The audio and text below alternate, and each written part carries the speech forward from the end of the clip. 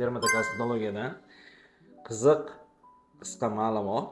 Agar bunga e'tibor beradigan bo'lsangiz, go'zalligingizga sarflagan pulingiz havoga uchmaydi. SPF'da turlari bor, ya'ni fizik, kimyoviy aralash turlari bor. Fizik turlari bu nisbatan oldinroq paydo bo'lgan, nimada industriyada bular ham quyoshdan yaxshi himoya qiladi, lekin bir kunda 5-6 mahal surishga to'g'ri keladi. Bundan tashqari bularni yuzdan yuvib tashlash uchun, tozalash uchun обязательно gidrofilli massalardan foydalanishga to'g'ri keladi. Bo'lmasa yuzda zakupurka bo'lib to'planib qoladi.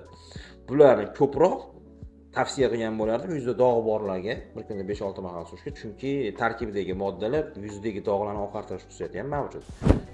Endi kimyoviy turlari bor. Kimyoviy turlar nisbatan qimmatroqqa aylanadi производствоsi. Bundan tashqari bular hamma firmani o'sha SPF'larning tarkibida ham yo'q.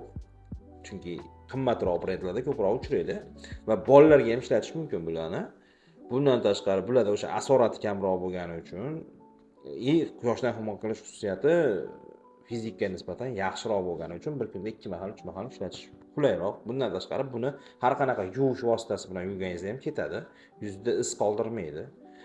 Endi aralash turlari, endi oxirgilarda aralash turlari ham chiqib qolyapti. Aralash turlari ko'proq nima uchun aralashtirib chiqariladi? Ham dog'li yuzlar uchun, ham akneli yuzlar uchun, problemli yuzlar uchun bir paytda ishlatish uchun qulayroq bo'lgani uchun ishlab chiqariladi.